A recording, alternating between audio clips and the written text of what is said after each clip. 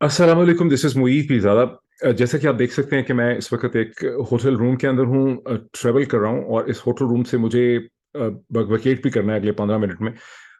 हुक्म मिला हुआ है, ज़ाहिर है इसका टाइम है, डेडलाइन है, तो मैं बहुत जल्दी कुछ कमेंट करना चाहता हूँ। डेवलपमेंट्स बहुत सी हैं। आई सी विद लॉट ऑफ इंटरेस्ट कि कैसे डॉक्टर यास्मीन राशिद जो कैंसर पेशेंट हैं और 70 बरस से ज़्यादा उनकी उम्र है, उनका बार-बार फिज़िकल रिमांड लेने की कोशिश की जा रही है और एक बार फिर उनका 2 दिन का फिज़िकल रिमांड जो है वो लिया गया और इस दफ़ा पिछले केस में तो उनको बरी कर दिया था, एक्सोनरेट कर दिया था एटीसी ने लाहौर के अंदर, लेकिन अब उनके ऊपर केस ये है कि अस्करी टावर पे हमले में भी वो मुलवस थीं।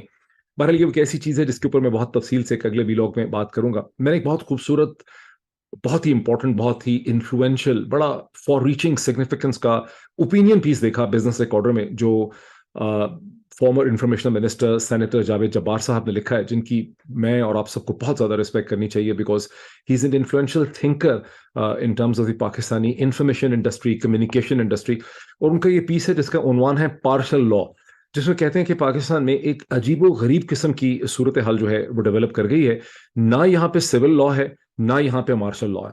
अगर सिविल लॉ होगा और मार्शल लॉ होगा, दोनों सूरतों में एक विजिबल उसकी कंक्रीट फॉर्म होगी और जिसमें लोग जो मुतासर होंगे उसमें, जैसे कि डिसअपियर जो लोग हैं, जो डिटेंशन में हैं, जो गिरफ्तार हैं, उनके फैमिलीज को ये पता होगा कि उन्होंने क्या करना है, वो कहाँ हैं, उनको कैसे मदद देनी है, उनका लीगल रिकोर्स क्या करना है, उनको खाना कैसे पहुंचाना है, कैसे उनको रिलीफ दिलानी है।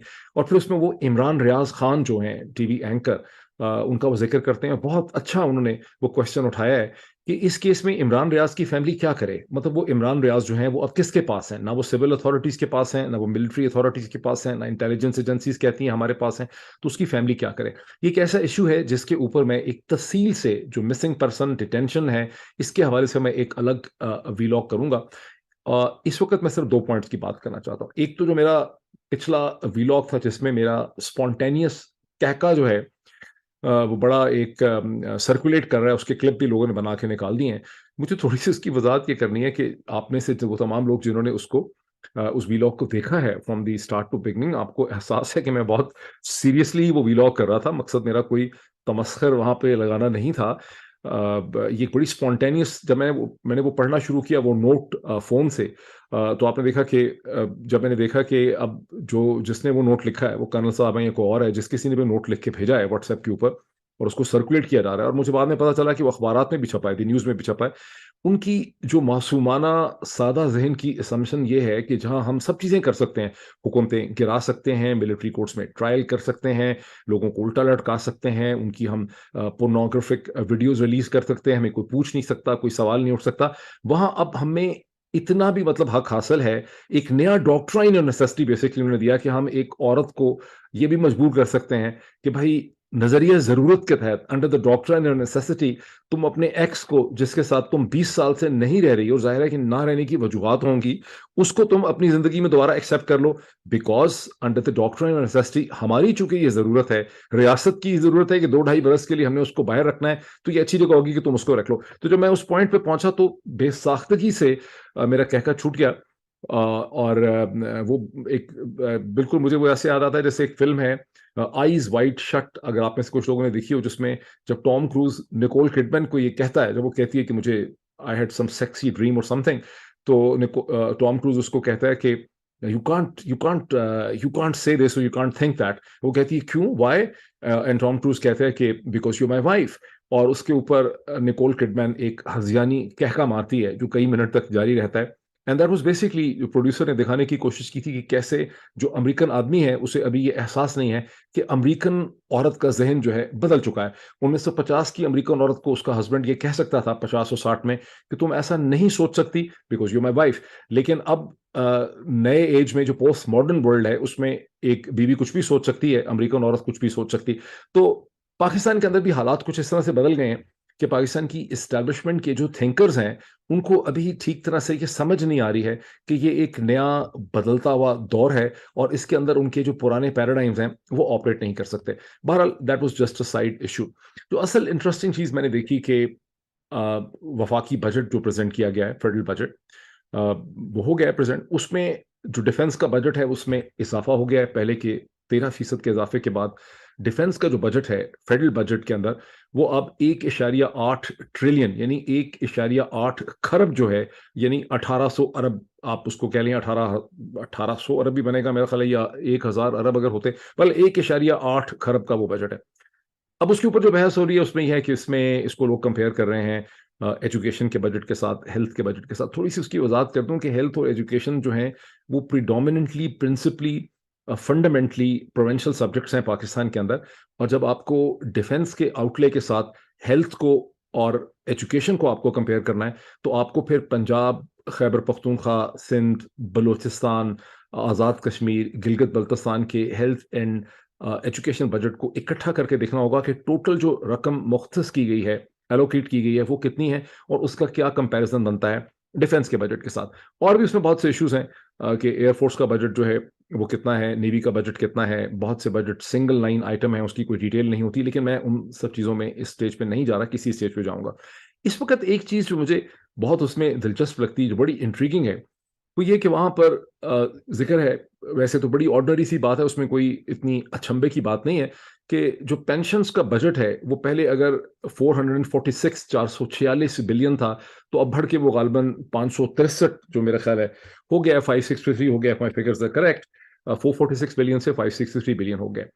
اور اس کے ساتھ ہی لکھا جیسے کہ لکھا جا رہا ہے کئی سالوں سے کہ یہ ڈیفنس بجٹ کا حصہ نہیں ہے بلکہ یہ جو سویلین نارمل سٹینڈرڈ پاکستان کا فیڈرل بجٹ ہے یہ اس کا حصہ ہے. یہ ڈیولپمنٹ آج سے چند برس پہلے ہوئی تھی, بہت سال ہو گئے ہیں اس کو, 7-8-10 سال ہو گئے. اور جب ایسا ہوا تھا غالباً جنرل کیانی صاحب کے زمانے کی بات ہے, تو اس کی ایکسپلینیشن یہ دی گئی تھی کہ ہندوستان کے اندر بھی ایسا ہی ہے اور جو ریٹائرڈ افسران ہوتی ہیں ان کی پینشن جو ہوتی ہے وہ ڈیفنس بجٹ سے نہیں ہوتی بلکہ ریگولر سٹینڈرڈ سویلین بجٹ سے ان کی ہوتی ہے. اور اس کی وجہ یہ ہے کہ یہ اب سویلین ہو چکے ہیں, یہ اب آرمی کی سروس کے اندر نہیں ہیں, یہ آرمی کی خدمات انجام نہیں دے رہے, یہ اب ایک سول لائف کا حصہ بن چکے ہیں اور ان کی پینشن جو ہے وہ ایک سویلین بجٹ کا حصہ ہونا چاہیے. ویسے تو جو کچھ بھی ڈیفنس بجٹ کے اندر ہے وہ بھی سویلین ہی کماتے ہیں, ملٹری نہ پاکستان میں یا دنیا میں کہیں پر بھی جو ملٹریز ہوتی ہیں ان کے پاس کوئی ایسا پروفیٹیبل, حالانکہ پاکستان کی ملٹری کے پاس فوجی فاؤنڈیشن, FWO, عسکری کے بہت سے فاؤنڈیشن, DHAs وغیرہ بہت سی ایسی چیزیں, لیکن جب آپ سم ٹوٹل میں اس کو دیکھتے ہیں تو جو ڈیفنس کا بجٹ ہے 1.8 ٹریلین کا, خرب کا, یہ کمائی پاکستان کے عوامی کرتے ہیں. اور یہ وہ کمائی کیسے کرتے ہیں؟ یہ وہ کمائی کرتے ہیں جب جو پروڈکشن کرتے ہیں, جو پاکستان سے ایکسپورٹس ہوتی ہیں, جو کپڑا بنتا ہے, جو دھاگا بنتا ہے, جو ٹی شرٹس بنتی ہیں, جو جوتے بنتے ہیں, جو باہر جاتے ہیں, اور اس کے علاوہ امپورٹ سٹیج کے اوپر جو ٹیکسز جو ہیں اور جو بھی کمائی وہ کرتے ہیں اس کے اوپر ٹیکسز دیتے ہیں, اور پھر بہت بڑے ٹیکسز پاکستان میں امپورٹ سٹیج کے اوپر لوگوں سے کاٹے جاتے ہیں, جس کا اکثر پاکستان میں لوگوں کو احساس بھی نہیں ہے. جس پہ پاکستان میں جتنی پیٹرولیم کی مصنوعات, پیٹرولیم پروڈکٹ باہر سے آتے ہیں ان سب کے اوپر بہت ہیوی ٹیکسیشن ہے. سگریٹ پاکستان میں جو بنتا ہے اس پہ بہت ہیوی ٹیکسیشن ہے. پاکستان میں سے 140-150 ملین ہینڈ ہیلڈ سیٹس ہیں, اور جو فون ہیں ان کے اوپر آلموسٹ 30% کے قریب جو ہے, 30% یا 27%, 30% کے سے زیادہ میرا خیال ہے, 35% کے قریب ان کے اوپر ٹیکسز جو ہیں, جب بھی ایک 100 روپے کا کارڈ یا 500 روپے کا کارڈ لیا جاتا ہے تو اس کے اوپر ٹیکسز لے لی جاتے ہیں. سو میرا کہنے کا مطلب یہ ہے, باٹم لائن یہ ہے کہ پیسہ اور ویلتھ جو بھی ہے اس کو پاکستان کے لوگ اپنا پیٹ کاٹ کے کماتے ہیں, اور ان ٹیکسز کے اوپر ہی ڈیفنس کا بجٹ چلتا ہے. But that is still not my point.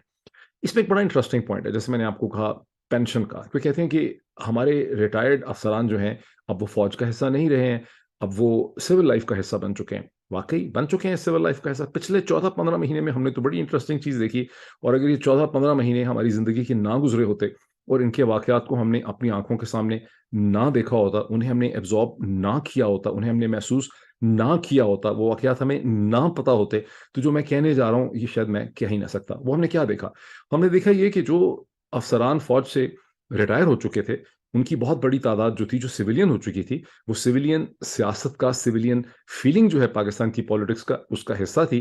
اور جب جنرل باجوہ نے ایک الیکٹڈ گورنمنٹ کے خلاف اپنی سازش کی, اب سازش کے علاوہ تو کوئی لفظ نہیں ہے, انہوں نے کیٹلائز کیا یہ جو الائنس بنا PDM کا, یہ جنرل باجوہ نے, اور جس طرح سے حکومت دلائی گئی, یہ کوئی نیچرل, قدرتی, آرگینک پولیٹیکل ایکٹ تو تھا ہی نہیں, یہ کوئی پولیٹیکل موو تو تھی ہی نہیں. اس انیشیٹو کے پیچھے جنرل باجوہ کھڑے تھے. جب یہ انیشیٹو ہوا تو اس کے اوپر جہاں پاکستان کے سیاسی حلقوں نے، پاکستان کے میڈیا کے لوگوں نے، پاکستان کے پولیٹیشین نے یا پولیٹیکل پارٹیز نے اس پہ ریئیکٹ کیا، وہاں افواج پاکستان کے جو ریٹائرڈ افسران ہیں، جو ویٹرنز آف پاکستان کی ایسوسیشن ہے اور جو بے تحاشا ریٹائرڈ افسران ہیں، جس میں میجر جنرلز ہیں، جس کے اندر بریگیڈیئرز ہیں، جس کے اندر کرنلز ہیں، جس کے اندر میجرز ہیں، اور وہ نہ صرف پاکستان میں بلکہ دنیا بھر میں وہ پھیلے ہوئے ہیں اور وہاں پہ وہ اپنی عزت سے اپنی روٹی بھی کماتے ہیں. اس ملک میں بھی بہت زیادہ امریکہ کے اندر بڑے ریٹائرڈ آفیسرز ہیں جو کوئی ٹرکنگ کا کام کرتا ہے، کوئی لاجسٹک کا کام کرتا ہے، کوئی ویئر ہاؤسنگ کا کام کرتا ہے، کوئی آئی ٹی کا کام کرتا ہے، کوئی ریل، بہت کچھ کرتے ہیں. ان سب کو جو ہے جنرل باجوہ نے ایک ڈسپلن میں لانے کی کوشش کی. جو ہمارے تک خبر ہے کہ بہت بڑی تعداد میں، مجھے ایگزیکٹ فگر نہیں پتا لیکن میری انڈرسٹینڈنگ ہے کہ سیورل 100 آفیسرز جو ہیں ان کو نوٹسز دیے گئے، ان کی پینشنز یا تو بند کر دی گئیں یا کرٹیل کر دی گئیں، ان کی جو اور پریویلیجز و مراد تھیں وہ افیکٹ ہوئیں. ان سرٹن کیسز میں مجھے لوگوں نے بتایا کہ ان کی ہیلتھ پریویلیجز اور میڈیکل ایکسیس بند ہو گئی. کسی کو کم سزا ملی تو اس کے گولف کورسز کی ایکسیس ختم ہو گئی. کچھ لوگوں کے لینڈ کی جو ان کو پلاٹ ملے تھے، ان کو یا ملنے تھے یا ڈیلیور ہونے تھے یا ان کو مل چکے تھے یا زمین کے، اس کے ایشو جو ہیں وہ کھڑے ہو گئے.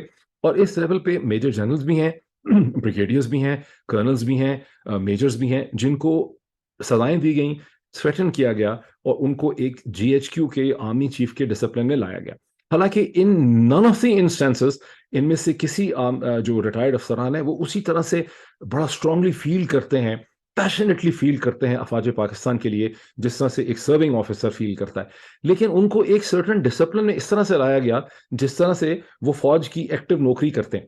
حالانکہ جو بجٹ میکنگ کے لیول میں جو آرگومنٹ دیا گیا جنرل کیانی صاحب کے زمانے سے، جس کو مسلسل دہرایا جا رہا ہے کہ یہ اب فوج کا حصہ نہیں ہے، تو فوج کا حصہ نہیں ہے تو فوج کے ڈسپلن کا بھی حصہ نہیں ہے، اور ان کو جو پینشن ملنی ہے وہ ان کو سویلین بجٹ سے ملنی ہے. حالانکہ ویسے سارا بجٹ ہی بیچارے سویلینز ہی لاتے ہیں کما کے، لیکن ان کو جو پینشن ملنی ہے وہ سویلین بجٹ سے ملنی ہے چونکہ یہ فوج کا حصہ نہیں ہے. تو اگر یہ فوج کا حصہ نہیں ہے تو آپ ان کو فوج کے ڈسپلن میں کیسے لے کر آ رہے ہیں؟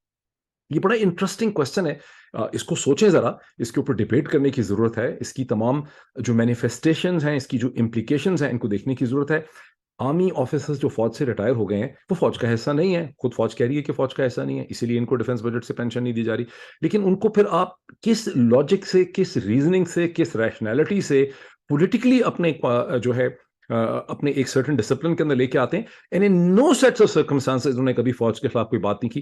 وہ صرف جنرل باجوہ کی پالیسی سے، ایک آرمی چیف کی پالیسی سے ڈس ایگری کر رہے ہیں. یہ بڑا امپورٹنٹ پوائنٹ ہے، ان سینکڑوں پوائنٹس کی طرح جو ہمیں پاکستان میں ان لرن کرنے ہیں اور ہمیں نئی چیزیں سمجھنی ہیں. یہ بھی ایک امپورٹنٹ پوائنٹ ہے. اب اس کی ایک دوسری امپلیکیشن کا میں ذکر کروں، بات ختم کر دوں. پاکستان کے اندر مسئلہ یہ کبھی بھی سول ملٹری ڈیوائڈ نہیں ہے جو پاکستان کے اندر ہو رہی ہے. میں بار بار کہتا ہوں، in fact I am the inventor and the موجد آف دس ٹرم، کہ یہ سول ملٹری ڈیوائڈ نہیں ہے. ورنہ جس کا منہ اٹھتا ہے ان کو سمجھ کچھ نہیں آتی ہے لوگوں کو. دونوں طرف سے جو لوگ پاکستان کے لوگوں پہ ظلم ڈھا رہے ہیں، انہوں نے بھی اپنے آپ کو افواج پاکستان کے نام اور اس کی اصطلاح کے پیچھے چھپایا ہوا ہے. وہ مسلسل جو گڈ ول پائی جاتی ہے for the armed forces of Pakistan, اس کو ڈسیپیٹ کر رہے ہیں، اس کو یوز کر رہے ہیں، اس کو خرچ کر رہے ہیں. It's like a bank balance. اگر آپ کے بینک میں 1 ارب روپیہ پڑا تھا، آپ اس 1 ارب روپے کو مسلسل بلیڈ کر رہے ہیں اپنے کسی پروجیکٹ کے لیے. جیسے ایم بی ایس نے جمال خشوگی کے مرڈر کے بعد سعودی عرب کے ایسٹس کو، اس کی ریجنل اور انٹرنیشنل پوزیشن کو لیوریج کیا پوری دنیا میں، اپنے آپ کو اس مصیبت سے نکالنے کے لیے جو ان کے خلاف مغربی دنیا کے اندر کھڑی ہوگی. ان کے پاس بہت پیسے تھے، انہوں نے اس کو یوز کر لیا. اسی طرح سے یہاں پاکستان کے اندر ایک ویسٹڈ انٹرسٹ جو ہیں وہ آرم فورسز آف پاکستان کی جو گڈ ول، جو پرسٹیج، جو رسپیکٹ اور جو عزت ہے، اس کو مسلسل خرچ کر رہے ہیں اپنے آپ کو مضبوط کرنے کے لیے یا بچانے کے لیے یا اپنے پولیٹیکل ایجنڈے کو آگے چلانے کے لیے. اس میں صرف کوئی آرمی چیف اور جنرلز نہیں ہیں، اس کے اندر نواز شریف بھی ہیں، اس میں مریم نواز بھی ہیں، اس کے اندر آصف علی زرداری بھی ہیں، اس کے اندر بلاول بھی ہیں، اس کے اندر اور بہت سے پولیٹیشین ہیں. یہ سب فوج کے پیچھے اس وقت چھپے ہوئے ہیں. وہ جو بڑے میاں صاحب کا تھا نا کہ ساڑا اپنا چیف ہونا چاہیے.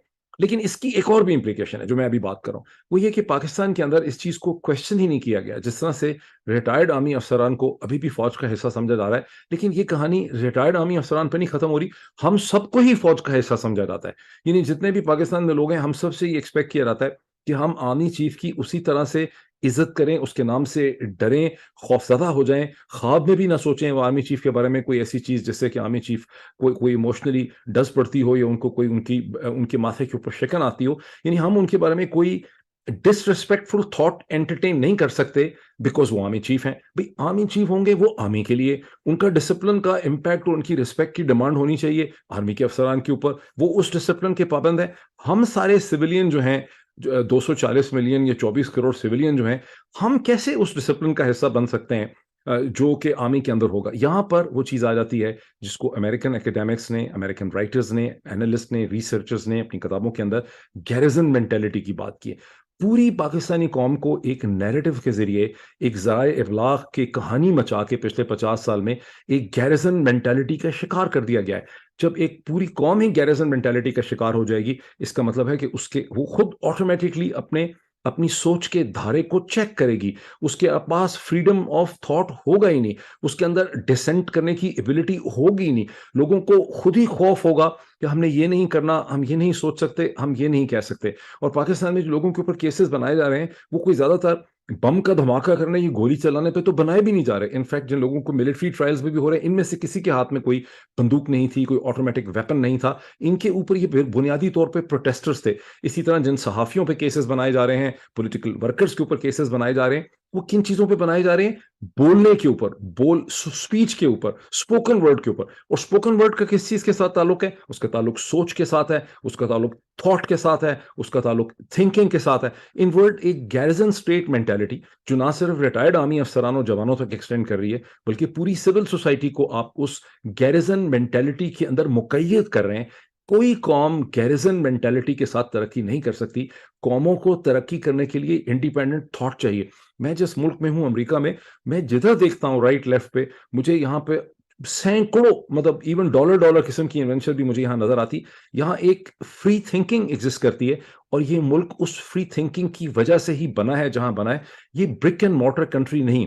और इसने, मैं जब इसको मैं फिर इस पर डिटेल से भी बड़ी बात करूंगा कि कैसे सिर्फ गुज़िश्ता 50 बरस में इस मुल्क से पैदा होने वाले जो आइडियाज हैं, उन्होंने दुनिया को अमीर कर दिया, माला माल कर दिया, दुनिया की हैयत और उसकी शक्ल बदल दी। For instance, look at internet, जो कि अमेरिका की ministry of department of defence की एक इख्तरा उन्होंने अपने लिए क्रिएट किया, फिर उन्होंने उसको कॉरपोरेशंस के हवाले कर दिया, कॉरपोरेशन से निकल के वो चीज़ एस्केप करके पूरी दुनिया में चली गई। आज ट्रिलियन डॉलर इंडस्ट्री जो है वो सिर्फ इस इंटरनेट के ऊपर खड़ी है। अगर सोचें, दुनिया अगर इंटरनेट ना होता, 1980 की दिहाई से ऑनवर्ड, अगर इंटरनेट मार्च ऑन ना करता गुज़िश्ता 40-45 बरस में, तो दुनिया कहाँ होती? This would have been a different world, and internet has made it a different world. So internet क्या है? आइडियाज है। इसी तरह जितनी भी सिविल लाइफ की आइडियाज की मार्च हुई है, औरत का वोट फॉर इंस्टेंस मिलना, जब मेरा ख्याल है जेरेमी बेंथम ने 1875 के अंदर बरतानवी पार्लियामेंट में खड़े होकर ये कहा था कि मैं समझता हूं, हम प्रपोज करते हैं कि औरत को भी वोट मिलना चाहिए। तो आपको पता है कि ब्रिटिश पार्लियामेंट के अंदर बाकी एमपीज का रिएक्शन क्या था? पहले साइलेंस था, उसके बाद लोगों ने एक कहका मारा, इस पर डिबेट नहीं हुई। वो बेचारा कह रहा था कि इस पर डिबेट करें, उसको लोगों ने उस पर डिबेट ही नहीं की। उन्होंने कहा पागल हो गया, औरत का वोट के साथ क्या ताल्लुक, औरत का सियासत के साथ क्या ताल्लुक? फिर ये वही बरतानिया का मुल्क है जिसमें 1918-19 में या 1920 में औरत को वोट भी मिला। फिर उसमें तारीख की सबसे ताकतवर औरत प्राइम मिनिस्टर जो है, जिसको कहते थे the only man in Britain, Margaret Thatcher भी उसमें आई। तो डिसेंट जो होता है, जो डिसएग्रीमेंट होता है, उसी से सोसाइटीज जो हैं वो आगे बढ़ती हैं। बहरहाल, मेरा होटल से निकलने का टाइम हो गया। Thank you so much. फिर बात होती है बहुत जल्दी आपसे कुछ घंटों में। Thank you.